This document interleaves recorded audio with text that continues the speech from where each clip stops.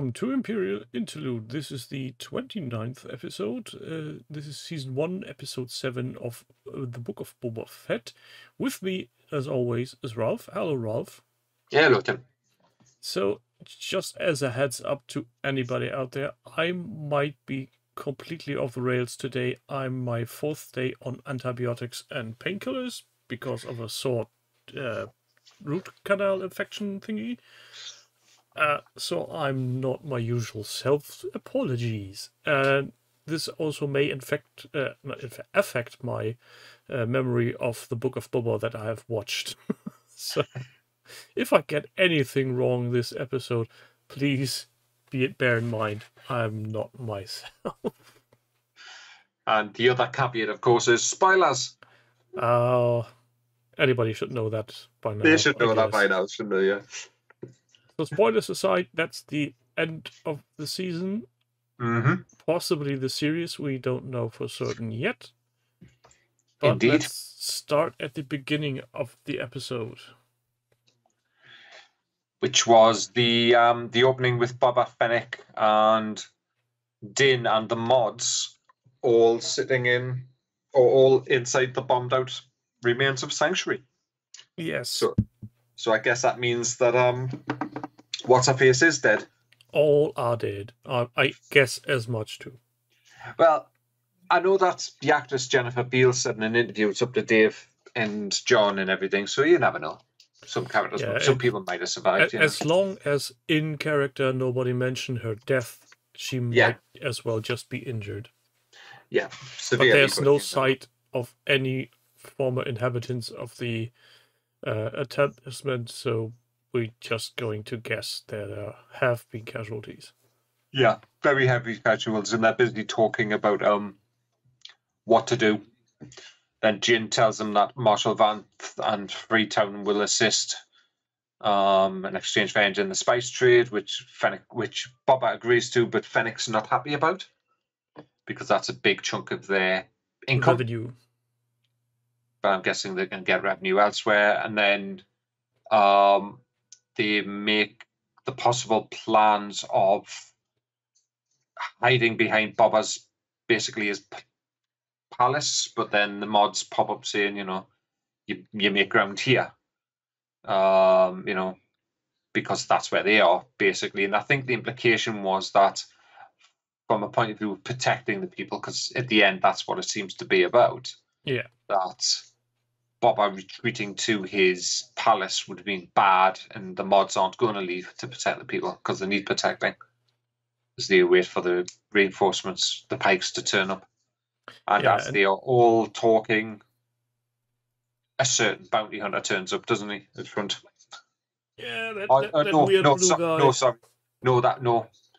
I'm sorry, I'm wrong. I'm just reading off this because it's like in the first sort of scene is actually it cuts to them when after they've said they're staying to the bounty hunter heading to Mos Eisley to meet with the pikes and also the deposed men and the gang leaders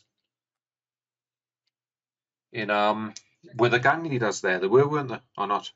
No, I don't think so. Not yet. But so it was just the pikes and the mayor there. And basically Cad Bane telling them not to worry about Freetown, and the mayor going, "No, that's a relief."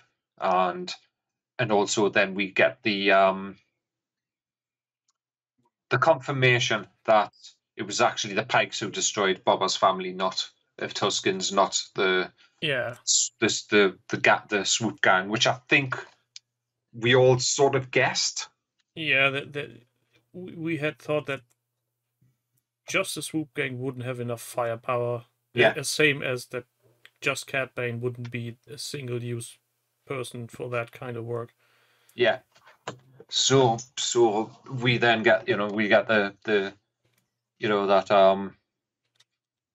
so Cad Bane sort of gets that information out of him, and then it'll take extreme force to remove Fett out of the sanctuary. So the Pikes knows where Fett's held up, which is interesting.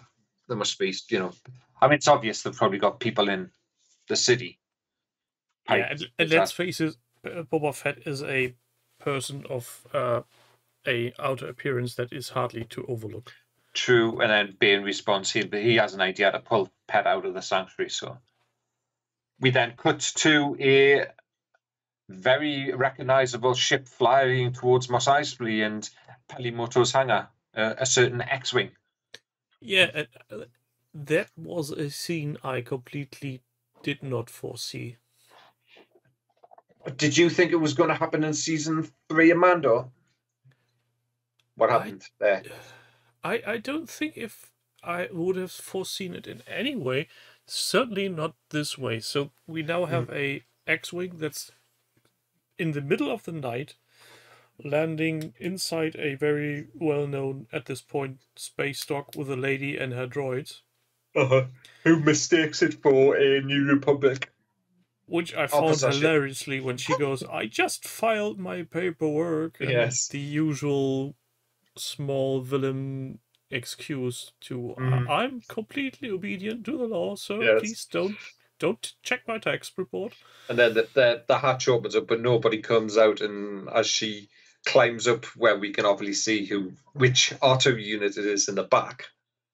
And then when the hatch opens up, it's Grogu turning back up to return to Din, which I thought they were going to do it. I did think they would bring Grogu back, before season 3. They left it open last week with the choice, at the end of the episode. But also it means now they can go straight into season 3 of Mando and not have to worry about that loose end and bringing Luke Skywalker back in or getting Grogu into him. They can go straight into the story of season 3, which is probably him heading to Mando, the Mando heading to Mandalore, and sorting out that whole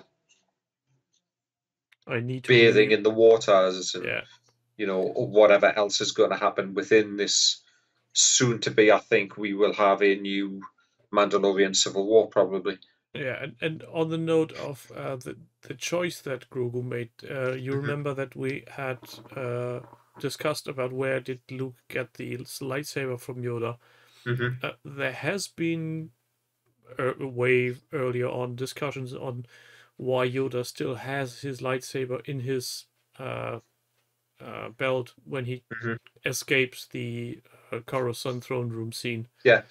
And I guess that's just something we already made the movies. He's been seen with something on his belt. Let's just say he got a lightsaber with him and maybe he had 2 all along. Yeah, or he made a new one when he was on Dagobah. Yeah, either way, Yoda had a lightsaber. He died, and Luke took it for whatever reason. Yeah, and then of course Pele notices what he's got underneath him. We see Grogu wearing the chainmail robes that he was given. Then she takes him out of the cockpit and just feeds him some random worms. Yeah. And is going totally the mother route, whilst R2 is obviously demanding to know where the Mandalorian is. And and then we cut back after that to the sanctuary where Fennec is telling Fett and Din, where the different people are. So we know that at the starport we've got the 2 Gamorreans, Black Chrysanthemums in front of the city hall, and the mods are heading towards in the workers district, just so they know. I just need to get something off my mind because I just remembered in regards of Grogu, there's a very bad meme going on where Ahsoka is asking Grogu, "Why are you eating frogs? Taste like beer, they do." Why do they taste like beer? Many hops are in them. Yes, I've seen it. It's like the other one as well, the meme where Grogu wings the Mandalorian. Oh, see yeah. The joke that's running around. He did what? Yeah.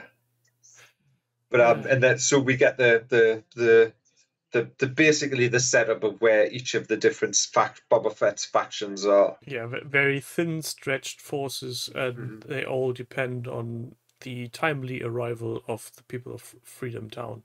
Yeah, and then of course we get the 8D8 reporting saying somebody's arrive to meet with Fett, and this is where we get the first face-off between Bane and Boba, which is interesting. And they go through a lot of references to Yes. prior episodes of different series and movies, which I found very on the nose. Well, it was more. I was watching Kevin Smith and Mark Bernardin on Fat Man Beyond talking about this, and Mark Bernardin sort of bumped up against the fact that that you had to watch prior. There was no foundation, or there was no information if you weren't a Star Wars fan about this. About what they were talking about. Yeah. Yeah. But my thoughts on when listening to the way Mark was describing it is someone like him he's a writer. He's written episodes. He wrote an episode of the Critical Role animated series. He's worked on Treadstone TV series, Carnival Row. He's a reporter. He put a Kickstarter out for his own short film. It feels like that writers, just any writer, would hit against this if they're, because they're critiquing the writing, if that makes sense. Yeah, they're critiquing the way the story's working for them. But I think for anybody else, the casual fan or the casual observer would have probably watched it and went, yeah, there's something going on there. Yeah. I didn't bump up against it because I knew the history and I know what was going on. And I don't think many people would bump against it. I just think if you're a creative, possibly, you may bump against that. But it didn't. It's a bit destroy like the enjoyment. A scene full of footnotes. Mm-hmm. You go see episode X of that and episode Y of this to see further reference material.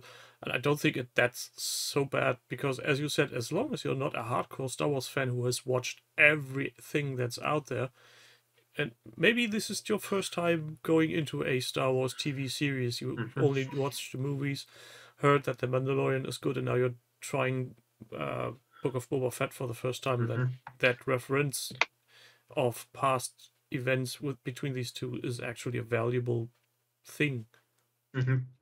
Yeah, and I mean, it was inevitable we were going to get this past history, between the two of them crop up, and then of course, Bane mentions that that he went to Freetown. That don't expect to see the people of Freetown anytime soon. Yeah. And then Boba goes, "You'll only need to negotiate with the head of the syndicate." And then Bane turns around and says, "Oh, the same syndicate that murdered your tribe, your Tuscan tribe." And it was really brings the blood of Boba to boil. Yes, and we got the whole Boba hand moving from being in a casual position to the front, and it was like, oh, right, yes. But the episodes, I think, even up to this point, but when it first started, was very much gearing that that Western feel. Was very much that old Western, the feel to it. A bit like the way that they did that episode 5 of season 2 of the Mando with Ahsoka's introduction, where you had half of it was, Din versus the two gunfighters fighting was very much a Western, and then you had the samurai part. This was all Western in its feel and in its structure, which I thought was really good. It's harking back to what George wanted. I think that's one of the things we can say. People critique the episodes as much as they want. They can say it wasn't for me. Certain things they could bump up against. Like that story part or what do you call it? The mods didn't bother me, but that was very much all George, and it felt like that. And then it's in that scene, of course, with Bane and Boba Fett thinking off there. You have Fennec being the voice of reason, which struck me a bit odd, but then again, I guess she just could assess the situation a bit better and knew that he would be losing against the fastest drawing alien out there. But also it was right to say pick your spot. You know, he's good. You could see that he was being goaded, and that's what, you know, goad him to fight on Bane's terms, not on their own terms, which where is they need to fight on their own terms. Never a good thing. Mm-hmm. And then, of course, we get the whole ambushes, which I think was inevitable anyway. I'm not sure how you feel about the way that they were ambushed. Did you think it was going to that way, or did you think it would have been the Pikes themselves? I would have gone more for the Pikes being the ones doing the aggression. And especially the way they set up who was fighting against who was a bit odd. Having the mods anywhere was more or less irrelevant. Or same goes for the two green piggies. But setting up the Wookiee in the Trandoshan district it was just asking for trouble, wasn't it? Yeah, it's just no. Even if everything goes according to plan, that in itself is so much potential for problems. And well, we got problems. First, they attack the the mods, and then we get a scene that's almost from the Book of Western again, where some bad guys come up from behind a train and start assaulting the Gamorreans. And then Crescente gets beaten up by some lizard dudes. Yeah, it was basically the three families from Mos Eisley, which was probably inevitable that they were going to turn on Fett. You know, I mean, you know, I guess, you know, you've got a small, what you would class as a small time crime lord, really. Well, with small resources anyway. You know, fighting against the Syndicate, which has a wider, you know, reach, really, compared to what Boba has. Yes, he's taken over Jabba's turf, but Jabba was predominantly, from what we know, and it's never been expanded on, that Jabba's reach was pretty much all Tatooine. Jabba controlled Tatooine. There was nothing beyond Tatooine, where the Pike Syndicate seemed to be, you know, has greater reach. But yeah, I mean, it was the whole, you know, they get the call that the mods are being attacked by the Aqualesh in the district. Crescenten's getting attacked by the Trandoshans, and of course the Gamorreans are being attacked by the Klatooinians. And then of course we get the inevitable, everybody, you know, basically being beaten down, so the mods have to take cover. Black Crescenten's basically dogpiled on after taking a couple of nasty whacks to the back and then shooting a bunch of Trandoshans and stuff. And then we get the Gamorreans being pushed off a cliff, which I thought was like a little bit harsh. I think if any of those characters had any right to survive that series, I thought those two would have the two Gamorreans did, yeah. And then of course we get the Pikes turning up to where Boba is sort of hiding out with Din in Sanctuary. Yeah, together with, for whatever reason, the still chained up Major Domo of the mayor and Fennec. Yeah, well, Fennec, I think, heads straight off. Yeah, she's going off helping the mods. The mods who ask for help, yeah. But she's sent off from Boba Fett to neutralize the head of the Pikes. Yeah, that's what it was. She was going to head off to neutralize. Can you get there in time? I think was the words, wasn't it, to Fennec, to get basically to take out the leader of the Pike Syndicate. And then of course we have the Major Domo still there with things. So I'm assuming Boba moved his temporary headquarters to there. And then of course we get the whole Major Domo offering his advice, his services when it comes around that they are, you know, that the Pikes are moving in on them, you know, to things. And he does this whole, Boba says, yes, I'll write my terms out, hands it to him. And then the guy goes out and it's like, I was expecting him to get shot straight in the face, to be honest. Yeah, it's a interesting way You that know that. went. Yeah, it's like the whole.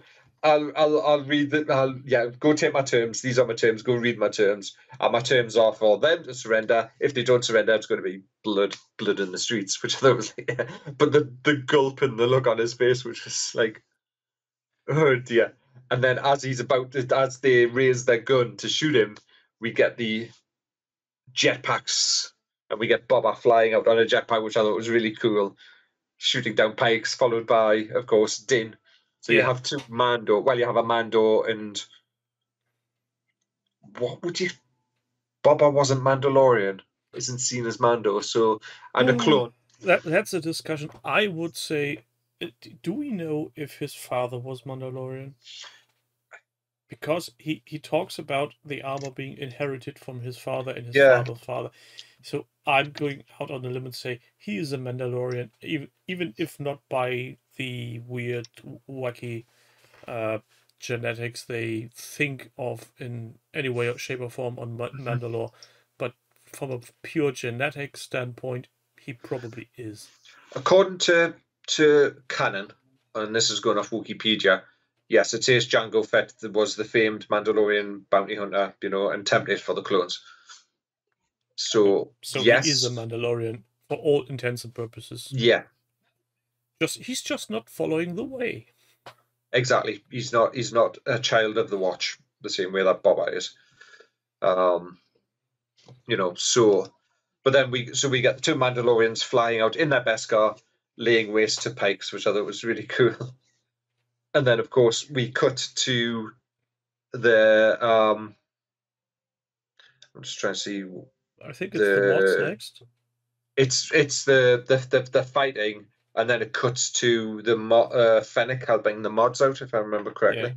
Yeah. The mods basically get just a message: head down, stay put, and then 3 or 4 attackers just explode. With basically shots from nowhere, and we figure that it's Fennec there, and then the mods thank Fennec, and then she rushes off to do whatever she's going to be doing. And the mods head to Sanctuary.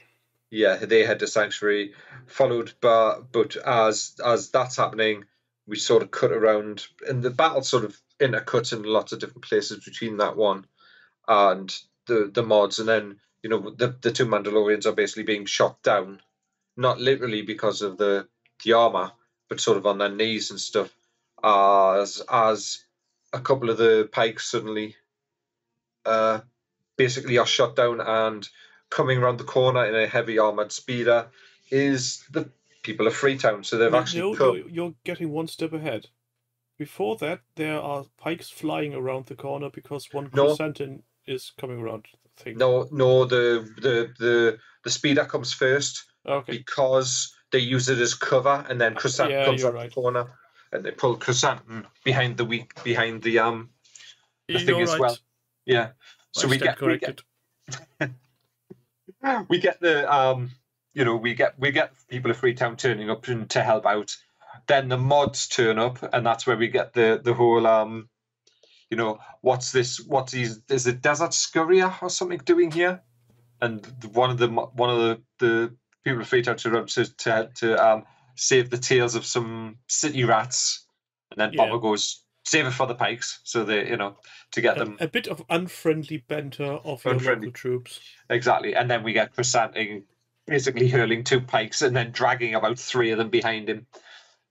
And it was like, okay, that's one angry Wookiee. Yeah, which, to be honest, I found a bit overly dramatic. He had been piled down by multiple enemies. They all had sharp weapons. But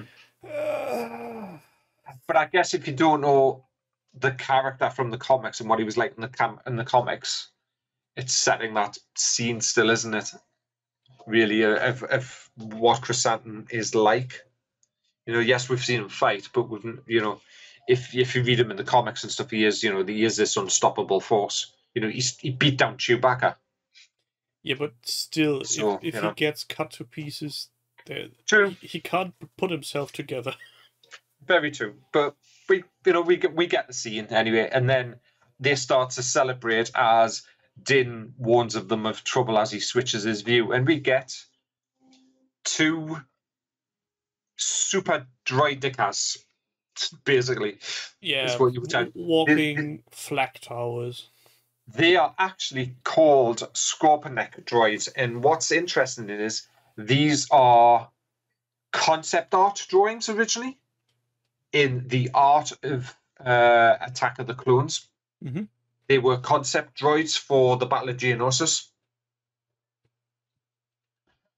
They're actually in the Battle of Geonosis in the book. They appear as one piece of concept art from the episode 2 Attack of the Clones.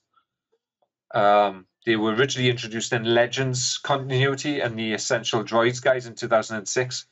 So they've gone from being Legends to being full-blown in canon now. Yeah. Oh, excuse me. It's all right.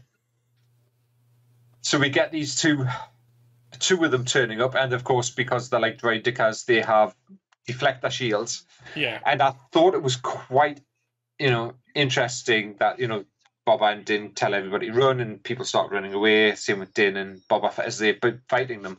But when Din and Boba were fighting them, it was blocking when Din pulls out the Darksaber, and it was blocking him because he was using it too quickly, which is a reference to, there's an episode of Clone Wars where they talk about defeating droidicas.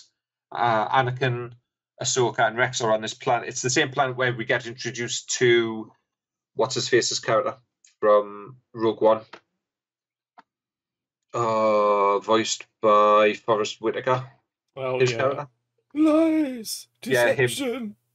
Yeah, him where we get introduced to his character in Rebels, in Clone Wars.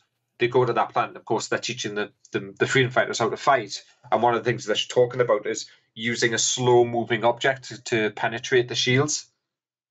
Yeah. So that's why they come around and say that blasters don't work, and Din smacks them with the Darksaber and it bounces off. I feel that's an idea they might have nicked from Dune. Yeah. Mm-hmm. Because if I remember correctly, in the original movie, which I don't know how much of it is in the book, but in the movie there's a small penetrating knife going through the shield. It's the same in the new film as well. The dueling scene between Gurney and Paul, that was same as what it was from the original. Where they've got the big blocky shields. That's probably something that's also in the book. Yeah, a slow-moving weapon will penetrate the personal defense shield. So yes, I think that's where George probably got the idea from. I mean, we all know George liked pulling ideas from different things and using them. So he's not pulling ideas; he's getting inspired. Exactly. And let's face it, you need to have some kind of loophole in seemingly unpenetrable defenses. Otherwise, the plot is ruined. I'm just putting it out there. Exhaust shaft to the core. Cough, cough. Yes, but then of course we get it's Din heading one way, Boba heading the other. Boba turns to Din and goes, "I'll go and get some reinforcements." As they're fighting these droids and not winning, and then Din's sort of pulling one of them towards him as the other one heads off towards the rest of them. And of course, as Din rounds a corner or comes around the corner, comes Pelimoto with one of those rickshaws driven by a droid, and then Din's going, get out of here. And then of course we see the droid spotting them, and she screams, and the thing turns and spins on its wheels and runs off, and then he jumps on the back. That's a faster high pursuit chase than the one with the mods. Yes, there was that. And then the mods in the Freetown are garrison up in a Aren't you forgetting something? Because that comes after. It cuts. He jumps on the back. That runs away. It cuts to the mods and then garrisoning up, and then it cuts back to the reunion. Okay. See, I said I would be on the fritz with events on this episode. Orders and events. Yeah. I've got Wikipedia open with the running thing for each of the acts, so I can remember which way it goes. So yeah, they hold up in a house, being pinned down by pikes, and of course one of those droids.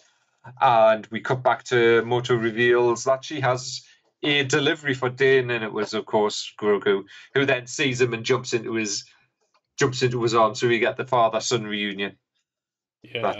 that everybody on the internet wanted.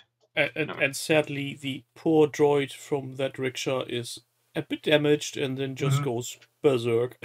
Yeah, goes berserk indeed, and just. And then, of course, did you notice though that when Penny landed, she lost a tooth? Yeah, she spat it out. But if you notice, Din activated his jetpack to catch Grogu. Yeah, it was a very interesting pseudo slow motion scene. And then, of course, we get the the three of them pinned down by the droid, and we get the roar.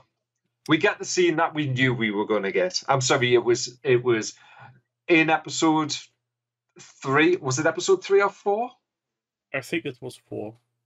Episode 4, where we get Boba saying, "I want to ride that thing." Yeah. And I have to say, there are two things that were a bit annoying on that scene that now follows. I would have thought that Danny Trejo would have ridden the Rancor into battle and bring it to Boba. That would have been much more fun. Yeah, well. And I would have thought the Rancor would just run across the streets. Why would you make it crawl across buildings? They were, I think, when I looked at the Rancor, and I've watched the episode a couple of times, and the way that they've made it move and stuff like that is almost emulating how we saw it move in the Bad Batch episode when they went and got Muchi. So I think they were emulating that. But still, he could have just ridden it through the streets. That would have been much faster. Much faster, but not as dramatic on screen, I guess, as it, But then, of course, we get the Rancor facing up against one of those droids, and it was like, yeah, okay, the droid's not going to last much longer. Yeah, he did put up a bit of a fight, and I think actually got decapitated one of his gun arms by Din. No, it was Grogu. Grogu pulls out a bolt from the arm as Din tries to break inside with the Darksaber. He makes. Hang on, let's have a look. I'm just going through here. There's one arm then sliced off with the Darksaber. So the Rancor faces off with the droid and manages to severely damage its shielding, following Din to approach from behind it, break inside with the Darksaber, and then makes it on top of the droid, slicing off one of its gun turrets. Yeah, that's before he's knocked off. But before it can crush him, Grogu force pulls the bolt out of the leg, causing it to collapse, giving Fett Rancor time to basically tear it in two. Yeah, did you notice what Fett said to the Rancor? No. You didn't? No, I didn't. It was quite interesting, I thought. The Rancor held the droid in his hands and seemed to be waiting on command, and Boba just got, "Do it." I didn't notice that. I found that very striking. Did he do it in a certain do it? In fact, he did. It was. Otherwise, I don't think it would have made into my foggy brain at that moment. True, and then Fett heads off to rescue the remaining ones with the Rancor as well. Of course, to help him do that, I missed off the previous one that Drash and Joe, who were the female mod and the one that said, to help some city rats. The first aid girl did some sniping on the pikes, and then of course we get Fett turning up with after one droid down. Fett goes to rescue the others with the remaining pikes and basically destroys that droid. And of course the Rancor basically shoves its thumb through the eye socket of the droid, like the sensor. Yeah. And then of course we get the obligatory Rancor picking up pikes and smacking pikes and eating a pike. Yeah, I was waiting for that scene all along. I can't have a fighting scene with a Rancor without him eating or biting someone's head off. Yeah, so he swallows a pike whole just about, and then of course we as it turns from that, we get Bane standing in front of the Rancor and using basically the facing off. So we have Bane facing off against Fett and the Rancor, and to sort of even up the odds a bit, he uses the flame from his. Cat Bane uses flamethrower. Flamethrower is very effective. Rancor Yes, leaves the stadium. exactly, leaving the two of them to square off, which is the second square off that we have, and then Bane, sort of looking down, starts to ask Boba questions on what his motive is, of why is he doing this, because there's got to be an angle. So it's the yin and yang. Yeah. Really, it's one bound, and I think this is where they said once you've seen the whole of the season, it pays off. The beginning episodes pay off, and I think you can see that because it is pretty much Boba is trying to find a place for himself now. He's an old man. He survived. He's getting tired. He wants to find a place where he can almost retire and not have to work for idiots, work for himself, and not have to, put his life on the line every day, doing this, where Cad Bane has never stopped and won't stop. He'll work for anybody for any price and anything. So they're the two sides of the same coin almost. Yeah. And the dichotomy between the two of them. And I think the most interesting thing is when so Cad Bane just floors Boba and rips his helmet off. Yeah. And then slowly points his gun at his head to make a final shot.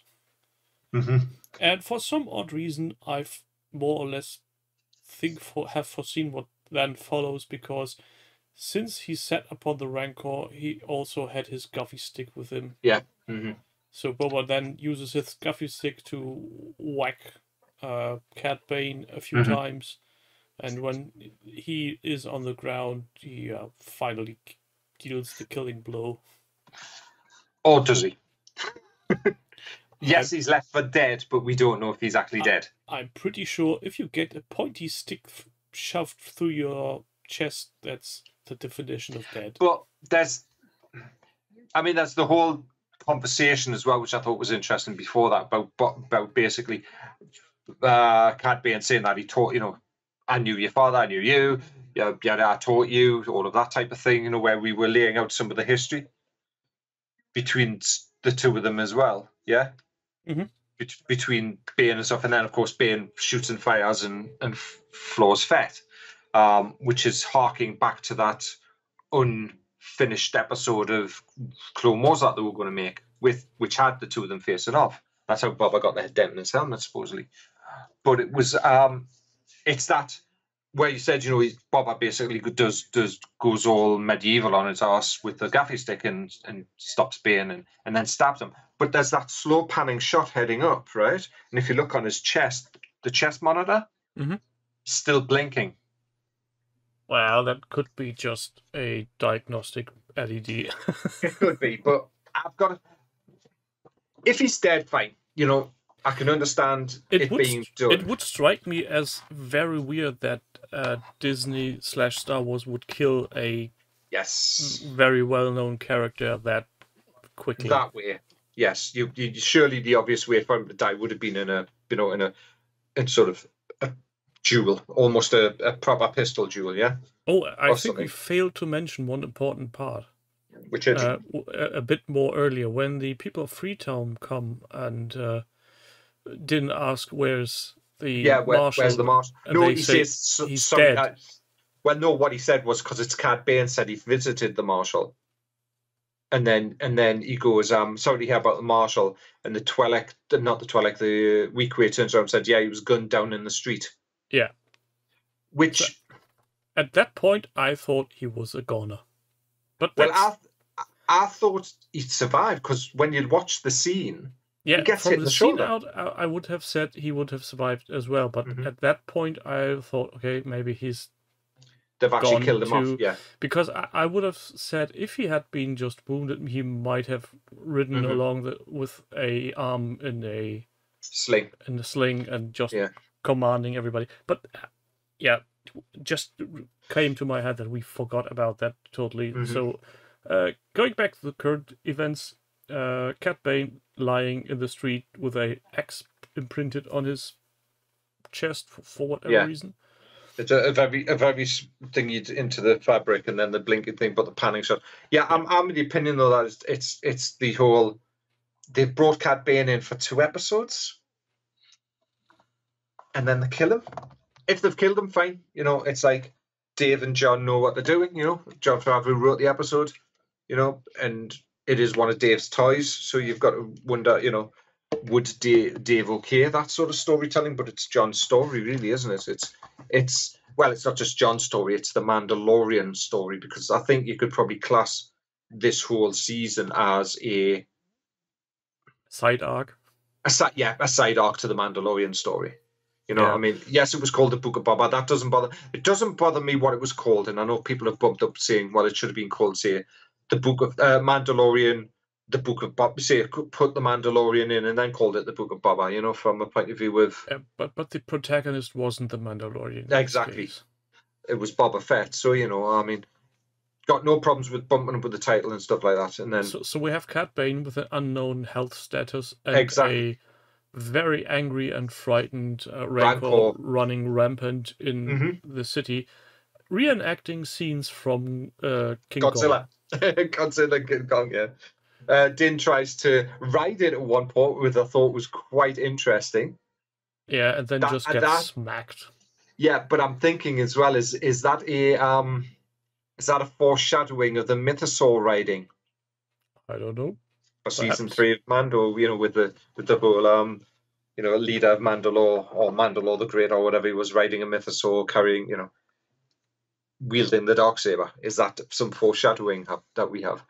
And then, of course, we get the Rancor sort of jumps down and before Din goes to try and calm the Rancor, or do whatever he is to the Rancor, he hands Grogu off to Peli and the Major Domo. And of course, Grogu being Grogu, as Peli looks around, Grogu's not there anymore, and he uses the Force to calm the savage beast. Yeah, which is, I think that's fan service for the more female audience to have those I think there was some fan service in there. That's big kitty and small kitty getting along to very and then falling asleep next to another. Yes, which denotes that he's using all of his Force energy. So every time he uses the Force too much, he must fall asleep.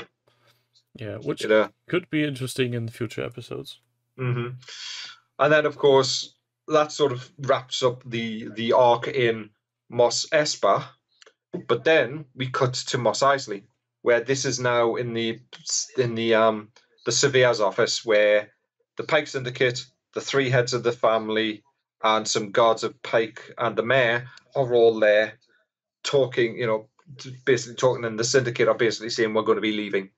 You know, points out that half his people have either been gunned down or eaten by a Rancor, and then, you know, it breaks the terms that was promised by Tatooine being hospitable, and that's interrupted by some blaster fire outside, where they all go on alert, and then from up above we get a bunch of blaster fire, which basically kills the guards and the faction leaders. The mayor's looking around, attempting to flee, and gets a noose around his neck, which I thought was quite interesting. Yeah, especially given the length of his neck. Yeah, and then the leader of the Pike Syndicate firing blindly, suddenly to appear, dropping down dead from behind as Fennec sort of is standing behind him with a blade in her hand.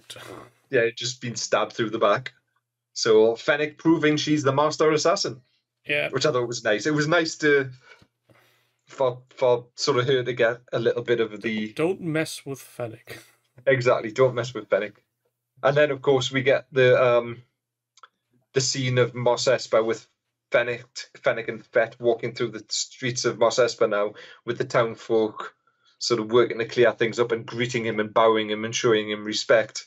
Yeah, he makes a joke about his, you know, he's feeling uncomfortable about this and thinks that this may not be for him and maybe somebody else should be in power. And then Fennec goes, you know, if nobody else, if not them, who who else is there to sort of protect the people? So it's almost as if Fett and Fennec, yes, he's a crime lord of sorts, but he's also become an unofficial marshal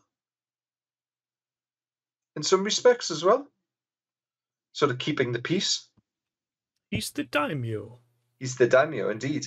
So, he's almost, it is the whole keeping the peace law, but also the crime lord. He set out to rule with respect from the beginning, so now he has earned the respect of the people. And so does this now make him technically the new mayor? That's a thing I've been asking myself for a long time. Is the mayor elected in that town, or is that a designated person by the daimyo just as someone who deals with everyday things normal people do? Very true. It's an interesting one. Of course, you get the children coming up and when we talk to the mayor in one of the earlier episodes, the mayor says, "I'm mayor of the daimyo's goodwill," or something along those lines. Yeah, I'm mayor to do with your goodwill or whoever's. This somehow implicates that he might have a say on who's going in that office and who's not, but could be either way. And then, of course, some children come up and offer him a fruit, one of the melons, and as they approach, we see Chrysanthemum, the mods, that rat droid as well, meet in sort of this area, and of course, Boba hands the fruit to Fennec. No, he hands it to Fennec, who throws it to Chrysanthemum. If I remember correctly, and then we get the Wookiee got the melon, and it was like then Fennec goes, Chrysanthemum, are you going to share? And you get that snarl of the Wookiee, and then the final scene of the thing is, of course, the starfighter, the N1 starfighter, leaving the planet, which denotes. That's basically we are heading into season 3 of Mando with Din and Grogu, and of course we were all right that the former droid, the former astromech section of the N1 is now Grogu's little cockpit, and of course he's knocking on the window and he goes no, and knock no, and then he goes yes, one more time, last time. No, not again. Okay, one last time. And then he pushes the exhaust button, which gives the thing a hell of a blast. The nitrous oxide. And then of course we get the mid-credit sequence with inside of Boba's palace. All the impatient suckers who had switched off the episode at the point of the credits have missed the part of the episode, and that is that the Marshal isn't dead. He's in fact sitting or laying in the Bacta tank from Boba Fett, recovering. With the mod artist who saved Fennec there. Yeah. So it looks like he's going to be getting the same treatment as Fennec, possibly. He seems to be something like the local doc. Robo Marshal. I'm a doctor. I was thinking Robocop, but Yeah, Marshal Bravestar. Exactly, Marshal Bravestar. There we go. So pretty much the episode. It was a long episode as well. It was an hour. Yeah, I may be completely wrong on this, but I think they haven't let any loose ends in this. No. I mean, well, there's some story beats that they can pick up on if we decide to get a second season. It's Cad Bane, is he alive or dead? Yeah, but there's nothing really obviously open that where would you scream, "Oh, I need closing on this." No, the Hutts have left for Nal Hutta because they don't want any of the problem there. The Pikes have said this isn't worth it. We're leaving this bloody rock off his planet. So there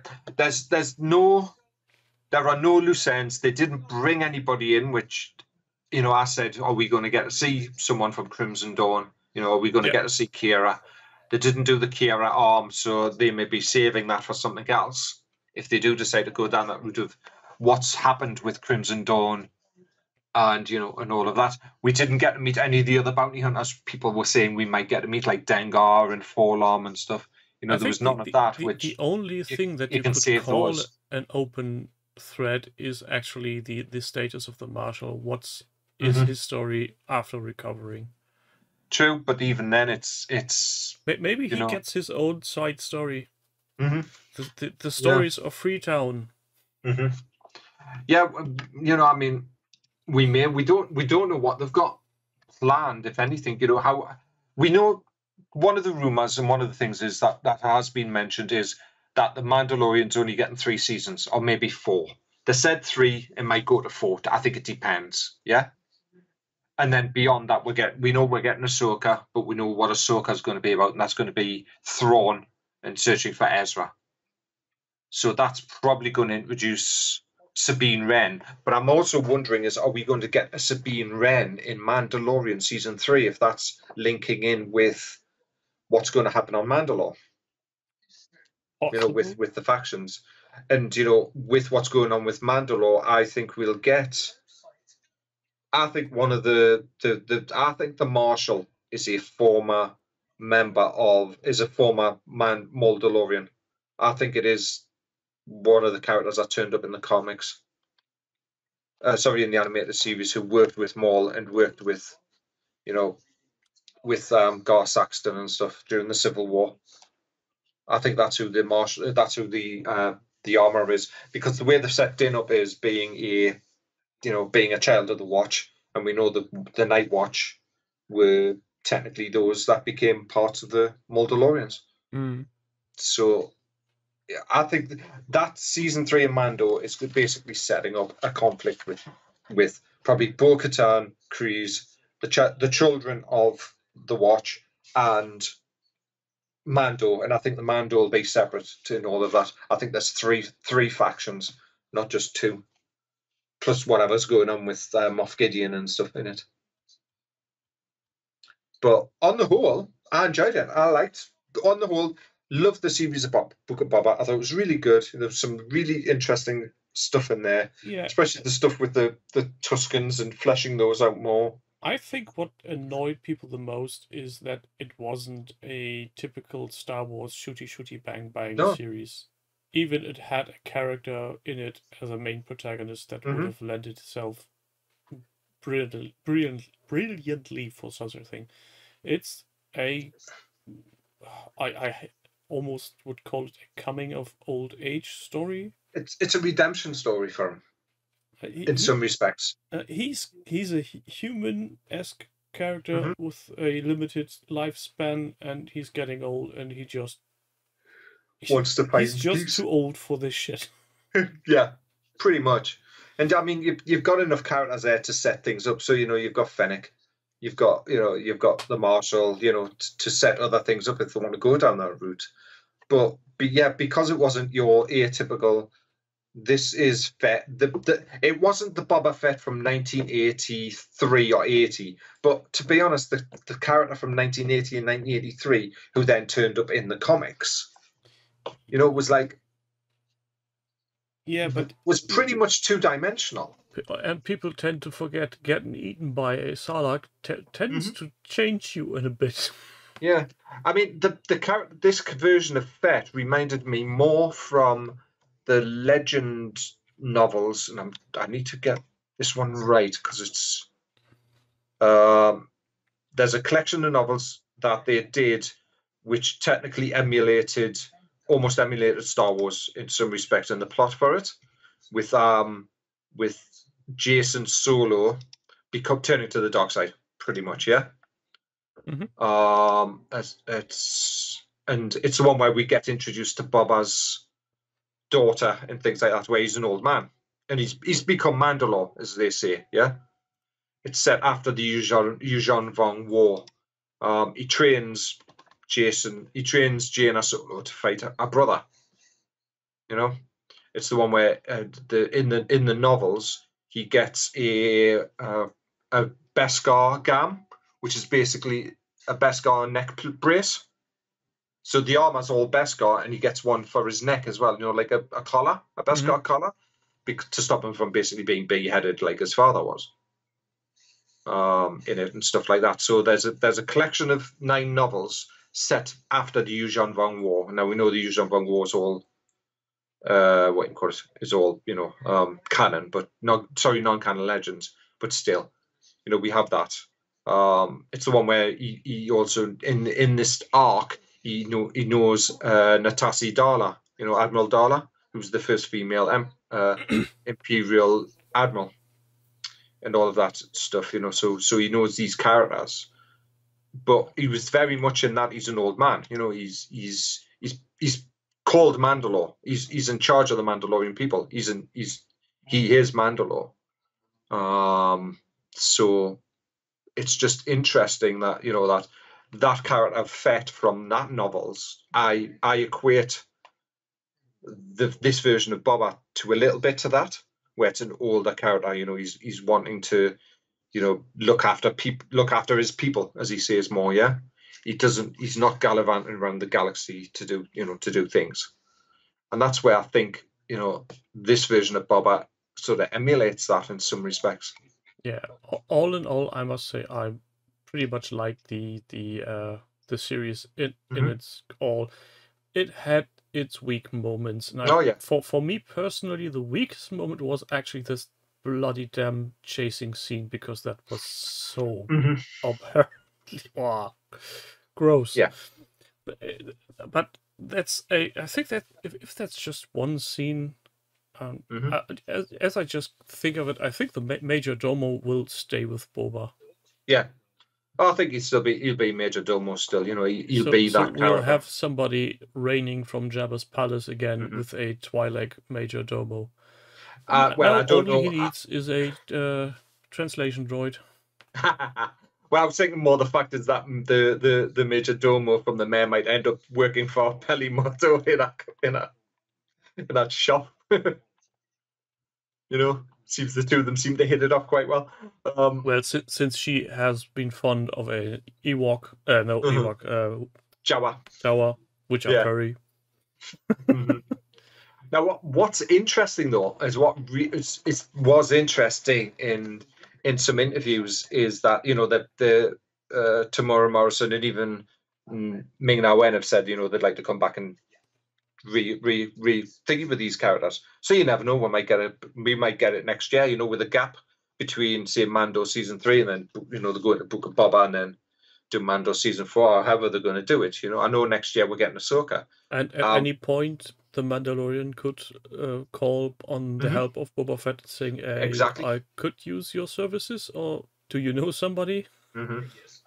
Yeah, so, you know, but what's interesting is they've said they'd like to come back and count the characters, and one of the things Tamora Morrison is sort of indicated he would like to do is that Boba Fett's hatred for Mace Windu,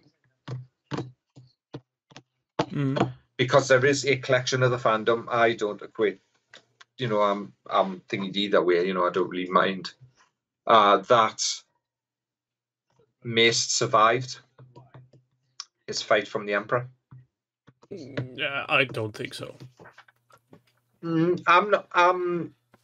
Either way, it depends what they decide to do. You know, really, to be honest, if they decide that he did survive, then fine. I know it's going back to that thing that Stan Lee once told reporters when asking in a fight between A and B who would win. Well, whoever the writer wants to win you.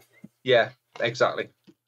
So, but you know, I mean, the whole arc, the whole thing is, I can see by what was meant by, once you've seen episode 7, everything else sort of, you understand everything else in the series of Boba. And I enjoyed the Boba. I'm like you, I did hit a little bump with the speed. I just didn't think that chase was fast enough. The mod chase, you know, when they were chasing down the Major Domo, that just did not seem quick and fast enough, you know. And granted, there's, you know, maybe it was down to budget for visual effects, you know, all of that type of thing, you know. I mean, I've saw a couple of people online bump against how the battle at the end only seemed to be a battle between 20 people. And it was like, well, yeah, my argument that is, it's a TV series. You can't, you know, have 300. How many armies would you want there? Yeah. And the Pikes have been shot dead multiple times, and since they're all wearing the same bloody armor and helmet, how would you distinguish them? But then again, I think we've said this more than once. There will always be people that have just nothing but negativity to say towards things Yeah. they don't really like. If it's not for you, fine. It's Yeah, okay. go watch something else. You can say, okay, I didn't like it. It's not for me, but Mm-hmm. then leave it at that.